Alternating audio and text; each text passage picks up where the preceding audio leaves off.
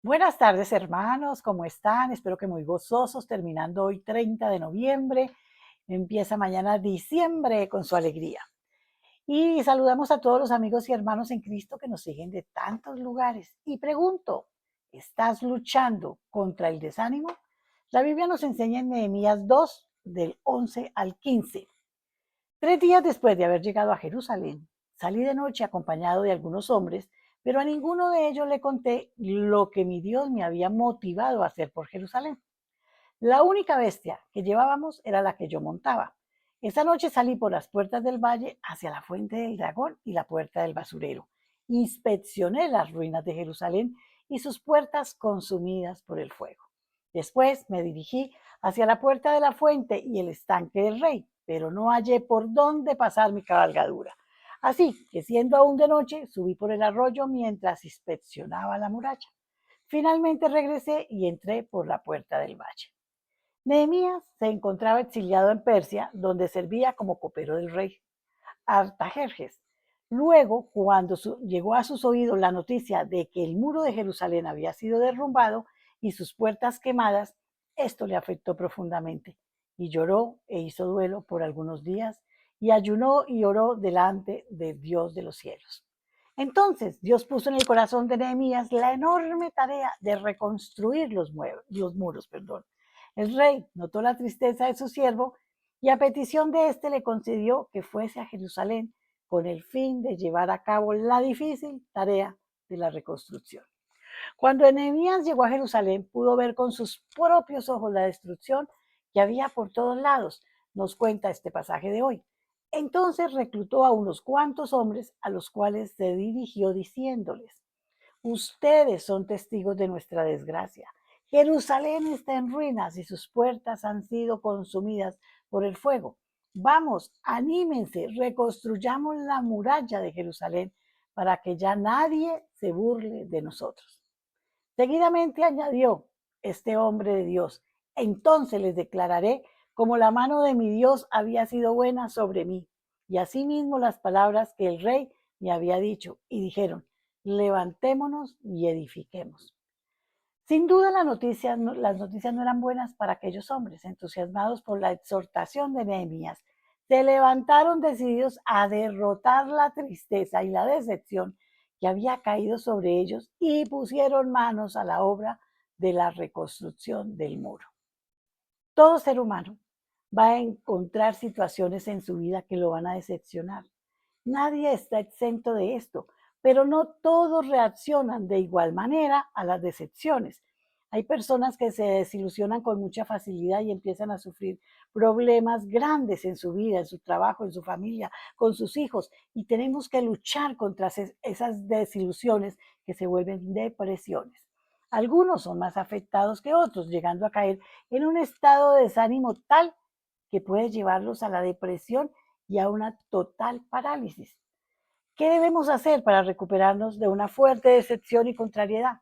Es importante entender que el desánimo no es más que una de las acciones que puede elegir una persona que se siente decepcionada o desilusionada. Este es un estado de la mente y del espíritu que hace que perdamos la confianza en nosotros mismos y nos deja sin fuerzas para tratar de resolver cualquier situación. Si nos dejamos controlar por los efectos de la desilusión, podemos caer en el desánimo, pero también podemos enfrentarnos a la situación y considerar otras opciones, como hizo Nehemías, levantarnos con fortaleza. No es que él fuera un soñador optimista, sino que su confianza estaba puesta en la mano y el poder de Dios Todopoderoso. Así se enfrentó a aquellos que se oponían a la obra de reconstrucción, diciéndoles: el Dios del cielo nos concederá salir adelante. Nosotros, sus siervos, vamos a comenzar la reconstrucción. Ustedes no tienen arte ni parte en este asunto. Sin embargo, vamos a trabajar por Jerusalén. Solo una gran fe en Dios puede dar lugar a tal seguridad en la victoria a pesar de tantas circunstancias negativas. De esta manera lograron edificar el muro y lo dedicaron e hicieron fiesta con alabanza, con cánticos, con címbalos, salterios y citaras. ¿Has sufrido una decepción?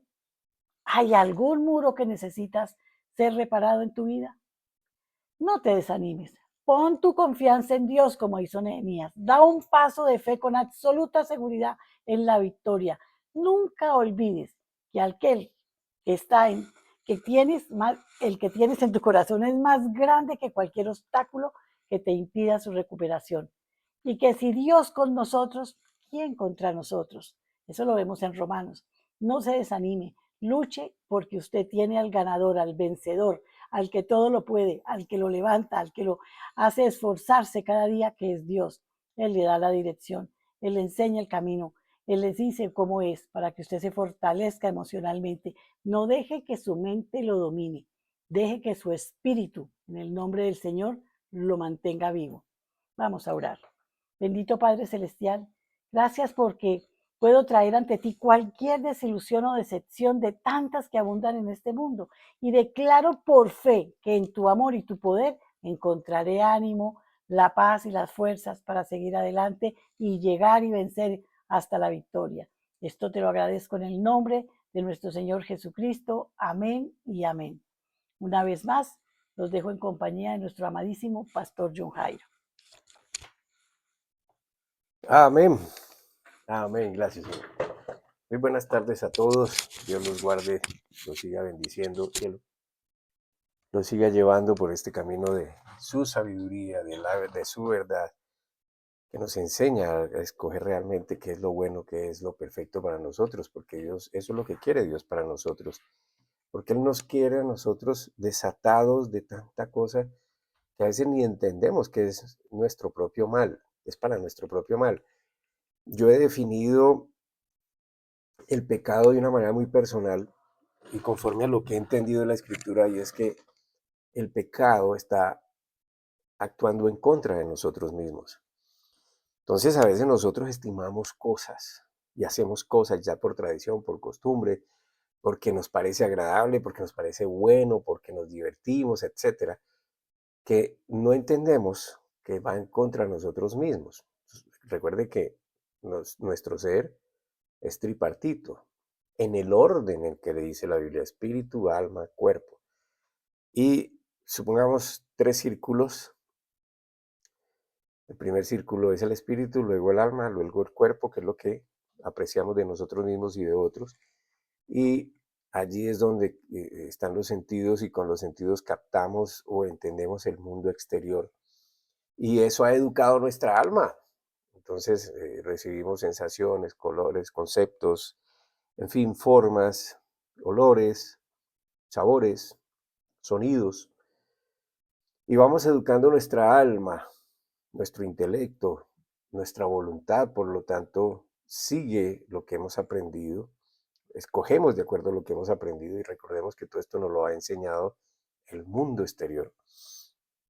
Y entonces asimismo condicionamos nuestras emociones, y asimismo entonces vamos disponiendo nuestro ser hacia allá, a lo que nos dice, nos ha enseñado el mundo. Y lo que nos ha enseñado el mundo, no todo es tan bueno, y la mayoría de las cosas van contra nosotros mismos, y eso se llama pecado. Pecado es todo lo que atenta contra lo que es el objeto del amor de Dios, y nosotros somos ese objeto del amor de Dios, porque fuimos la creación especial. El último día fuimos creados para colocarnos en todo lo demás que Él ya había creado, lo cual Él declaró que era bueno, para que lo administráramos, para que lo disfrutáramos, para que viviéramos en armonía, y todo eso lo hemos dañado por causa del pecado. Entonces, por causa del pecado, nosotros también hemos recibido decepción, tristeza, amargura. Hemos aprendido tantas cosas tan malas. Nos desvanecemos en frente de las pruebas, en frente de las situaciones complicadas, y entonces ignoramos a veces cómo subir de allí, cómo levantarnos de nuevo. Y entonces eso nos enseña la palabra de Dios. Viéndolo objetivamente, la palabra de Dios es para nosotros recibir fortaleza, y esa fortaleza la recibimos porque Dios nos enseña lo que es verdadero, lo que es bueno, lo que es justo, lo que es agradable, lo que Él quiere para nosotros, y nos enseña también lo que es malo.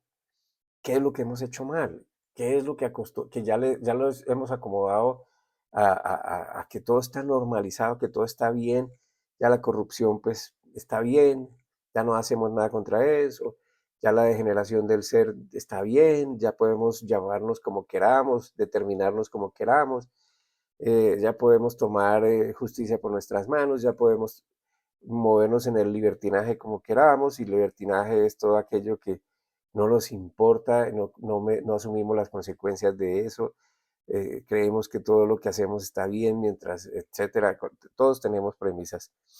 Y resulta que, pues eso nos daña, eso nos deteriora, eso nos lleva, inclusive como decía Cielo en su meditación, a una depresión, a la angustia. Entonces, y últimamente sí que estamos viendo esto y tenemos que estar preparados, hermanos, porque yo me atrevo a decirlo por el conocimiento que tengo de la palabra de Dios. Yo creo que los tiempos, en lugar de venir a ser más fáciles, van a ser más complicados cada vez, aunque nos prometan lo que quieran. De hecho, se están anunciando ya cosas para el próximo año. Yo creo que el próximo año va a ser muy, muy importante para la humanidad por muchos aspectos. De hecho, ya nos están anunciando que viene una pandemia. En una entrevista que le hicieron al expresidente Santos, que es una persona no muy del normal, porque él se mueve en unas esferas altas. Pues anoche lo dijo, anoche, antenoche, bueno, la semana pasada, no sé cuándo, dijo en una entrevista que venía una pandemia. Y si él lo dice, algo sabe. No solo él lo ha dicho, sino grandes personalidades en el mundo. Nos han estado como preparando para todas estas cosas. Ahora no conozco el detalle, no sé de qué se va a tratar, no sé si nos van a encerrar, etcétera, pero sí se van a poner las cosas más complicadas. Y entonces aquí es cuando tenemos que realmente, si creemos en Dios, acudir a esa creencia, porque Dios ha prometido, entre muchas otras cosas, que nada nos faltará, que confiemos, que vendrán problemas, pero Él ha vencido. Y entonces, hermano, yo lo que le invito es que cuando usted se dispone a escuchar la palabra de Dios, a escudriñar la Biblia, debería siempre esperar a que algo bueno vaya a suceder. Y lo digo por esto como contexto a lo que viene, porque voy a usar unos ejemplos acá para que podamos entender. No olvide esto. Usted espere algo bueno, siempre algo bueno. Ya sea que realmente Dios haga el mayor milagro de nuestras vidas, que es nuestra propia salvación, y salvación de lo que Él dice que va a hacer, porque Él va a acabar con el pecado y con todo lo que quiere acabar contra nosotros mismos. Él va a venir a poner orden, ¿sí? Pero antes de esto van a suceder cosas. O que de pronto, mientras usted escucha la palabra de Dios y oiga algo que Él hizo y que Él ha prometido, usted de pronto reciba una sanidad en su alma, en su cuerpo, o que alguien, mientras escucha, o quizás esté oyendo algo de Dios, reciba esa como soltura, como que ese rompimiento, alguna atadura, alguna cosa que lo tiene dominado, que son como cadenas de pronto de adicciones, de temperamento. Amén. Siempre tiene que tener esa expectativa porque Dios quiere hacer algo. Dios quiere hacer algo. Yo lo sé, yo lo creo, yo lo he vivido. Entonces, porque sí, Dios es así, y Dios es justo, y Dios es fiel. Y cuando nosotros nos acudimos a Él, simplemente sucede. Dios hace. Y tengo un testimonio bonito, tal vez para muchos no es importante, pero los que conocen nuestra vida, pues ahora vivimos en el campo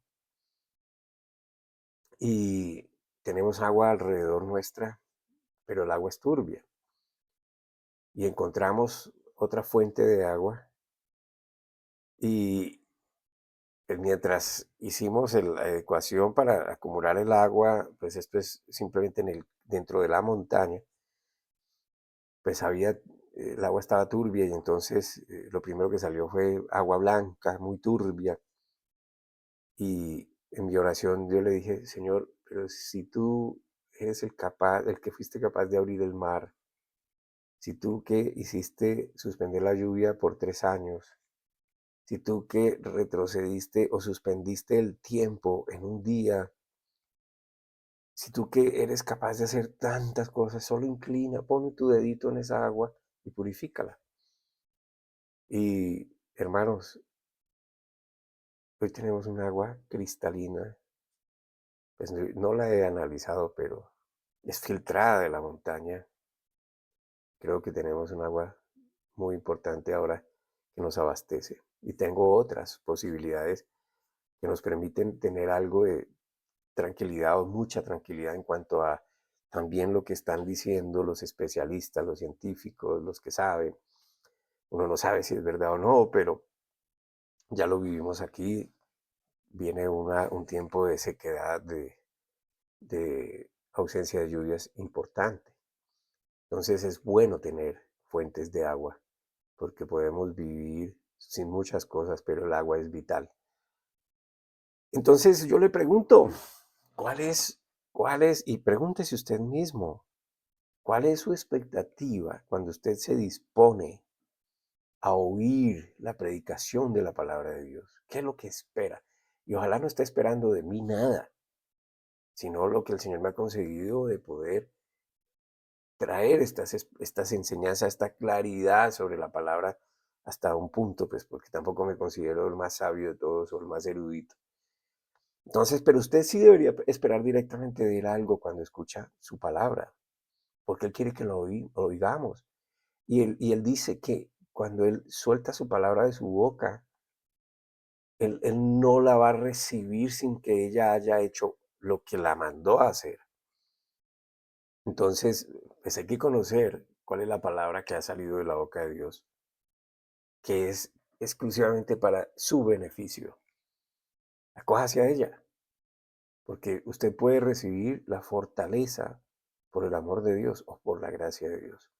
Entonces hoy quiero enfocarme en eso, en transmitir esa fortaleza que todos necesitamos, sobre todo cuando sentimos que hemos fracasado en nuestros propósitos, en mantenernos de pronto apartados. Estoy hablando exclusivamente o más especialmente a los que por la fe viven, es decir, a los que dependemos de Dios, queremos aprender a depender de Dios. No digo que con esto no hagamos lo que tenemos que hacer aquí, tenemos que vivir, tenemos que trabajar, amén, pero confiados en lo que Él es capaz de hacer. Entonces, nos enfocamos a veces en querernos mantener apartados del pecado. Y cuando por causa de nuestras faltas de pronto sentimos miedo de volvernos a acercar a Dios porque creemos que no merecemos siquiera referirnos a Él. Y este es un problema, porque muchas personas se involucran en algo que están haciendo mal y ya dejan de congregarse, ya dejan de escuchar la palabra de Dios, ya dejan de orar, ya dejan de... Y van perdiendo esa ilusión por Dios, van perdiendo ese interés por Dios y se van apartando y que cuando se dan cuenta, inclusive hasta están renegando de la fe. Inclusive hasta le están descargando responsabilidades propias a los demás, buscando culpables, porque esa es la tendencia de la naturaleza humana pecaminosa. Entonces, lo que quiero usar hoy es la palabra de Dios para reforzar esa alma afligida, levantar las manos caídas y contribuir a crecer en verdadera madurez espiritual a medida que vamos desarrollando el conocimiento de su amor, el amor de Dios por cada uno de nosotros. Entonces vamos a la escritura de una vez, por favor, o apunte la referencia y usted va a investigar, si no sabe dónde están los libros, pues ahí hay un índice en su Biblia, pero hágalo, hermano, yo le aconsejo que lo haga, pídale, siempre que usted vaya a buscar algo en la Biblia, antes pídale sabiduría a Dios, sea honesto, Dios sabe. Pero sea honesto con usted, reconozca su de pronto ignorancia de la palabra, reconozca su incapacidad de entenderla y pídale, Señor, yo quiero entender, y Él le va a dar esa sabiduría. Entonces, ábrala, por favor, en el capítulo 21 de Juan. Juan 21, y vamos a leer versículos 1 al 14. Juan 21, 1 al 14. Y esto es una historia conocida, ¿ok? Después de esto, Jesús se apareció de nuevo a sus discípulos junto al lago de Tiberíades. Sucedió de esta manera. Estaban juntos Simón Pedro, Tomás, al que apodaban el gemelo, Natanael, el de Caná de Galilea, los hijos de Zebedeo y otros 2 discípulos. Me voy a pescar, dijo Simón Pedro. Nos vamos contigo, contestaron ellos. Salieron pues de allí y se embarcaron, pero esa noche no pescaron nada. Al despuntar el alba, Jesús se hizo presente en la orilla, pero los discípulos no se dieron cuenta de que era él. Hijitos, ¿tienen algo de comer?, les preguntó Jesús. No, respondieron ellos. Tiren la red a la derecha de la barca y pescarán algo. Así lo hicieron. Y era tal la cantidad de peces que ya no podían sacar la red. Es el Señor, dijo a Pedro, el discípulo a quien Jesús amaba. Tan pronto como Simón Pedro le oyó decir, es el Señor, se puso la ropa, pues estaba semidesnudo, y se tiró al agua. Los otros discípulos lo siguieron en la barca, arrastrando la red llena de pescados, pues estaban a escasos 100 metros de la orilla. Al desembarcar vieron unas barcas con un pescado encima y un pan. Unas brasas, perdón, con un pescado encima y un pan. Traigan algunos de los pescados que acaban de sacar, les dijo Jesús. Simón Pedro subió a bordo y arrastró hasta la orilla la red, la cual estaba llena de pescados de buen tamaño. Eran 153. Pero a pesar de ser tantos, la red no se rompió. Vengan a desayunar, les dijo Jesús. Ninguno de los discípulos se atrevía a preguntarle, ¿quién eres tú? Porque sabían que era el Señor. Jesús se acercó, tomó el pan y se lo dio a ellos e hizo lo mismo con el pescado. Esta fue la tercera vez que Jesús se apareció a sus discípulos después de haber resucitado. Ahora le pido que tenga en cuenta los siguientes sucesos. Es la tercera vez que Jesús apareció a sus discípulos después de haber resucitado. ¿Amén? Porque esta lectura se asemeja a otra anterior a su resurrección y con los mismos personajes, o por lo menos con Pedro como uno de los principales personajes. Entonces, tercera vez después de resucitado. Otro asunto, la actitud de Pedro. Pedro salta al agua cuando sabe que es el Señor y se dirige hacia él. Amén. Tome estos 2 asuntos que son importantes. Tómelos en cuenta. Entonces, esta historia, que es bien conocida por todos, relata sobre el momento en que el Señor Jesús se presenta resucitado a sus discípulos después del tercer domingo de su muerte. Ya había sucedido otras 2 apariciones. La primera fue a estas mujeres que fueron a mirar la tumba y allí no estaba y él las apareció en el camino. Y 7 de ellos en sus labores, estaban en esas labores que después de la muerte de Jesús volvieron luego a desempeñar. ¿Amén? Porque hubo una excepción en ellos. Recuerden ustedes, si han leído, que pues ellos vieron morir a Jesús, ellos vieron que fue enterrado, allí puesto en esta cueva, pero ellos no habían apreciado la resurrección.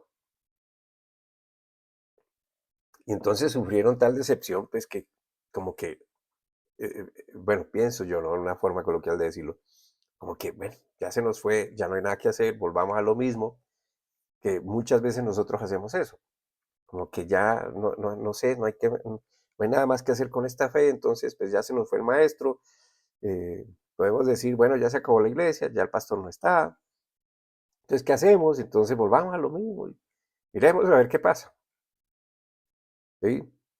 Luego ellos volvieron a pescar y eran pescadores profesionales, pero mire el detalle, habían pasado hasta ahora una noche infructífera, no habían logrado sacar ningún pez. Por más que se esforzaron, no lograron nada. Y eso es como, pongámoslo en una especie de metáfora que nos enseña sobre nuestra propia actitud a la nueva vida que queremos llevar delante del Señor. ¿Por qué nueva? Recuerde que la palabra habla de un nuevo nacimiento. Cuando nosotros creemos en Jesús como Dios hecho hombre que vino a dar su vida por nosotros para salvarnos, pero también para enseñarnos, eso lo convierte en Él en Señor y Salvador de nuestras vidas. Por eso le decimos Señor, porque Él es el Señor. Estamos hablando en términos que ya hoy básicamente como que no importan, porque ya hoy hasta el respeto se pierde, pero cuando uno se dirige a una persona ¿cómo se dice? Con ese respeto, en ese grado, pues está asumiendo que es una persona a la que se le debe dar importancia, a la que hay que escucharla, o simplemente por respeto. Él es Señor. En el primer siglo hablaban de Señor porque había esclavitud. Entonces, cuando se hablaba de Señor, se estaba hablando de alguien que tenía poder. Amén. Y Salvador, pues tenemos que entender la salvación de qué. Entonces, esos pescadores que pues sabían pescar, pues habían pasado una noche sin poder pescar y ellos nos enseñan como esa nueva actitud que queremos nosotros de pronto llevar delante del Señor. O sea, tenemos la experiencia del nuevo nacimiento, ¿sí? Hemos nacido de nuevo, creemos, recibimos el Espíritu Santo. Entonces eso se llama nuevo nacimiento. Y queremos entonces aprender la nueva vida. Comenzamos a entender la palabra de Dios. Participamos en estudios para conocer mejor el mensaje, para conocer mejor a Dios, a Jesucristo y el Espíritu Santo. Entendemos que hemos sido perdonados de nuestros pecados. Entendemos que el Señor nos revela nuestro estado de perdidos en el pecado, pero también nos revela cómo lograr esa vida eterna por medio de su justicia aplicada por nosotros en Jesús, y cuando creemos esa justicia nos cubre, pero parece que no logramos mantenernos alejados de aquellas debilidades que todavía quieren como dominarnos, dominar nuestra vida, cualquiera sea, atados a muchas cosas. Ya no tenemos paz, ya no hay seguridad, ya no hay confianza. Y procuramos estar en esa santidad, en esa perfección, ignorando el pecado. El pecado no tiene poder sobre mí, pero ¡pum!, caemos. Y entonces es la constante preocupación, no del perdón de los pecados, sino que todavía hay presencia de pecado. Así que la idea con esta lectura es como mostrar la actitud del Señor frente a nosotros, aun cuando nosotros fallamos, y esto nos debería dar fortaleza siempre. Amén. Ahora note, entonces, como les decía, note la actitud de Pedro cuando le revelaron que el hombre que les hablaba era el Señor Jesús. No lo reconocieron, pero si habían estado 3 años y pico con él. Murió y resucitó, y él les habla a ellos lo miran, pero no lo identifican. Sin embargo, dice la Escritura, sabían que era el Señor. Entonces Pedro esta vez salta al agua, mientras los demás que hacen llevan la barca arrastrando la red llena de peces hacia la orilla. Más o menos dice ahí 100 metros. Que dice que no pudieron subir esa red por la gran cantidad de peces que habían en la red. Entonces, la pregunta es, ¿y por qué Pedro saltó al agua? Y si no conocía quién era, solo le dicen es el Señor, y de una se viste, porque estaba como en, digamos, la ropa interior, y se lanza y se va hacia allá, hacia el Señor. Y la respuesta a esta pregunta también puede responder a muchas de nuestras preguntas cuando nosotros nos vemos que hemos fallado, que hemos fracasado, que es infructífero lo que hacemos. Y sin duda muchos se preguntarán qué es lo que ve Dios de nosotros, porque ahí estaba Jesús viéndolos. Y muchos reaccionan de manera negativa hacia el Señor, como que quieren esconderse de Él. Recuerde la historia de Adán, por ejemplo, la historia de Isaías, por ejemplo, la historia de Elías, por ejemplo, la historia del mismo Pablo cuando el Señor se les revela. Tenían miedo, no querían ver. El pueblo de Israel cuando se acerca a la montaña donde Dios le habló a Moisés, ellos no querían nada que ver con ese Dios, Dios, esto nos va a consumir. Amén. Pero Pedro se lanza y se va hacia Jesús. ¿Por qué lo hizo? Muchos ni siquiera lo hacen. Cuando han fallado, cuando sienten vergüenza, cuando sienten temor por la misma falla, entonces simplemente en lugar de brincar, de saltar hacia Jesús, de acudir a Jesús, lo que hacen es huir de Él. Inclusive Pedro también lo hizo. Anteriormente lo había hecho.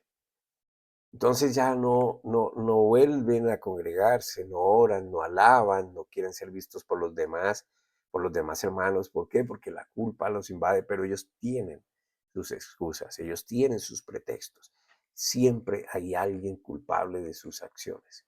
Amén. Casi el 99%. Correr hacia Jesús no es lo primero que hacen. Pero Pedro saltó al agua para ir directo al Señor, sin ningún temor de estar con él, aun cuando ni siquiera lo había reconocido. Recordemos que Pedro había negado a Jesús antes de que fuera crucificado en la cruz. Y el Señor se lo reveló cuando Pedro, muy guapo, fueron a arrestar a Jesús. Y Pedro desenvainó su espada y le cortó la oreja al guardia y dijo, yo mi vida haré por ti, no sé qué. Y el Señor le dijo, mira Pedro, yo te voy a decir algo, tú me vas a negar 3 veces antes de que el gallo cante. Pero le dijo, no, yo no, Pedro era muy valiente, era un hombre rudo.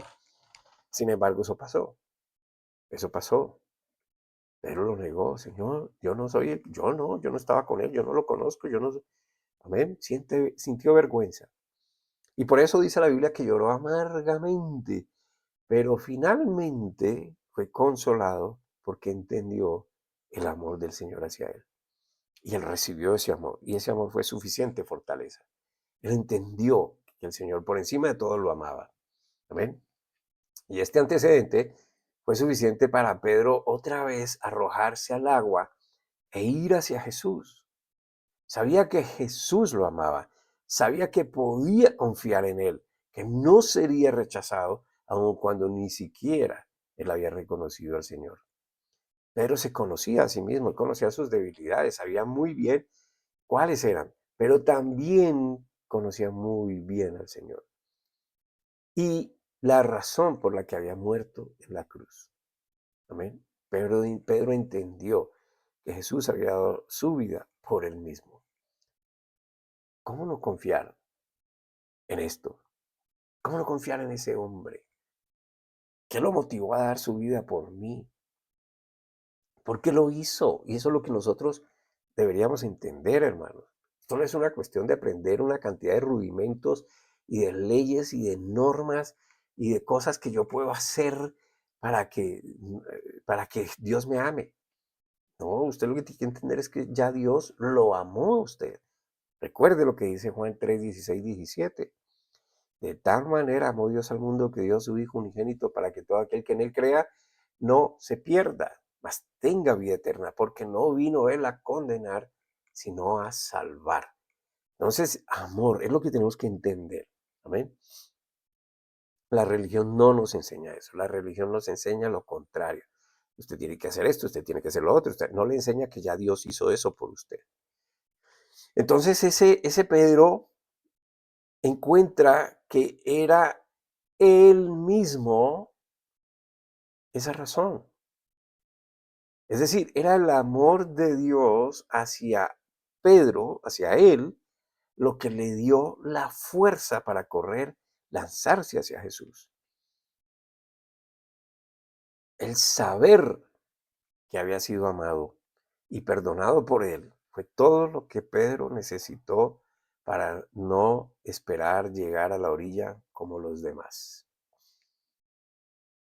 El amor y la gracia, ese regalo inmerecido que todos sin excepción hemos recibido por la muerte y resurrección de Jesús, que de pronto la gente no lo ha recibido porque no lo saben, porque no lo entienden o porque no lo quieren saber. Ese es el regalo inmerecido que por eso se llama gracia. ¿Amén? Eso es todo lo que usted y yo necesitamos recordar siempre, como Pedro, para no apartarnos del Señor, para seguir adelante, perseverando, luchando por mantenernos firmes en esta fe. Ahora bien, la razón por la cual considero la actitud de Pedro en esta lectura es porque no fue siempre así. Cuando nos enfrentamos a la santidad de Dios, de nuestro Señor Jesucristo, nosotros no podemos ni siquiera mantenernos firmes, ni siquiera mantenernos seguros. Piénselo. Cuando usted sabe quién es Dios, que es perfecto, santo, y usted se sabe a sí mismo pecador, usted sabe que falla, usted no quiere ver esa santidad. Amén. Usted quiere apartarse, usted quiere esconderse. Como que no podemos nosotros tolerar esa perfección, su pureza. Es tanta la vergüenza que quisiéramos escondernos donde Él no nos puede ver. Ahora recordemos entonces cómo fue el principio de la relación de Pedro con el Señor Jesús. Y entonces para eso vamos a ver allá en Lucas capítulo 5, versículo 1 al 11. Lucas 5, 1 al 11. Hay otra actitud. Amén. Esto es antes de la resurrección, esto es empezando Jesús el ministerio, conoce a Pedro. Amén. Y le dice, sígueme. Y Pedro comienza a tener una relación como los otros discípulos, comienza a tener una relación con el Señor. Pero mire la lectura y mire la actitud que Pedro está tomando aquí. Lucas 5, 1 al 11. Aconteció que estando Jesús junto al lago de Genezaret, el gentío se agolpaba sobre él para oír la palabra de Dios. Y vio dos barcas que estaban cerca de la orilla del lago. Y los pescadores, habiendo descendido de ellas, lavaban sus redes. Y entrando en una de ellas, de aquellas barcas, la cual era de Simón, Simón es Pedro, Simón Pedro, le rogó que le apartase de tierra un poco. Y sentándose enseñaba desde la barca a la multitud. Y por eso es que después de esto es que yo le digo, usted siempre debería esperar algo. Cuando terminó de hablar, dijo a Simón, boga mar adentro y echad vuestras redes para pescar. La actitud de Pedro. Respondiendo Simón, le dijo, Maestro, toda la noche hemos estado trabajando y nada hemos pescado. Toda la noche yo lo he estado dando. Todo el tiempo he estado orando. Todo el tiempo he estado ayunando. Todo el tiempo, pero fracaso. Parece que no puedo. Más en tu palabra, más por lo que tú dices, más por lo que tú eres. Bueno, yo le agregué esto. Echaré la red. Más por lo que tú dices. Tú conoces lo que Dios dice que hay para ti. ¿Sabes lo que Dios te ha dicho que puedes reclamar como herencia para ti? Y no lo sabes. ¿Cómo vas a decir que lo vas a recibir? Echaré la red. Y habiéndolo hecho, encerraron gran cantidad de peces y su red se rompía. Entonces hicieron señas a los compañeros que estaban en la otra barca para que viniesen a ayudarles. Y vinieron y llenaron ambas barcas de tal manera que se hundían. Viendo esto Simón Pedro, actitud de Pedro, viendo esto Simón Pedro cayó de rodillas delante de Jesús, diciendo, apártate de mí, Señor, porque soy hombre pecador. Quisiera interrumpir un momentico la lectura aquí para que usted piense. Recuerde que esto es antes de lo primero que leí. En la segunda vez que sucede algo similar, Pedro se lanza al agua y va hacia Jesús. Esta vez él le dice, apártate de mí, soy pecador. ¿Por qué cambió? ¿Qué fue lo que cambió? Voy a seguir. Porque por la pesca que habían hecho, el temor se había apoderado de él y de todos los que estaban con él. El milagro que acabas de hacer, yo no soy digno. Y asimismo de Jacobo y Juan, hijos de Zebedeo, que eran compañeros de Simón. Pero Jesús dijo a Simón, actitud de Dios, de Jesús. Pero Jesús le dice a usted hoy, no temas. Desde ahora serás pescador de hombres. No te consumas en tu error. No dejes que tu falta anule tu fe. No dejes que nada te aparte de mi amor por ti. Romanos. No hay nada creado, no hay nada visible o invisible, no hay nada suficientemente grande que nos pueda apartar del amor de Dios. Versículo 11. Y cuando trajeron la tierra a las barcas, dejándolo todo, le siguieron. Ahora fíjense esto. dos actitudes de un hombre normal, corriente, como usted o como yo, pero que cambió drásticamente la una a la otra. En la primera, él rechaza la presencia de Jesús. Él sabe que es Jesús, que Él es Señor, que Él es grande. Acaba de hacer un milagro ante sus ojos. Reconoce esa deidad y se inclina y le dice, no soy digno de ti. En la segunda, corre afanadamente hacia Él. Esta vez, la que estamos acabando de leer, que fue una de las primeras cuando Pedro y el Señor se encontraron. Pedro le recalca al Señor que ya hicieron el trabajo toda la noche, pero sin fruto. En la segunda oportunidad, después de varios años, e incluso Jesús resucitado aparece y le dice otra vez que arroje la red. Pedro no discute, solo hace como el Señor le dice. ¿Cuántos argumentos usted opone, plantea delante de la omnisciencia, omnipresencia, omnipotencia de Dios? Si Dios dijo que ya lo ha perdonado, Dios ya lo perdonó. Si Dios dijo que Él es su proveedor, Él es su proveedor. Si Dios dijo que Él es su Padre, que nunca se olvida de usted, nunca lo hará. Si Dios dice que va a estar con usted hasta el fin, siempre va a estar. Si Dios dice que siempre escucha sus oraciones, no deje de orar. La experiencia de las personas, la habilidad que los caracteriza, se quiere imponer ante la palabra dicha por el Señor. Queremos saber más, pretendemos ser más astutos, pretendemos tener más habilidad o poder que Dios. Pero usted ya se dio cuenta que eso no es así, hermano. O si no se ha dado cuenta, déjeme decírselo, no es así.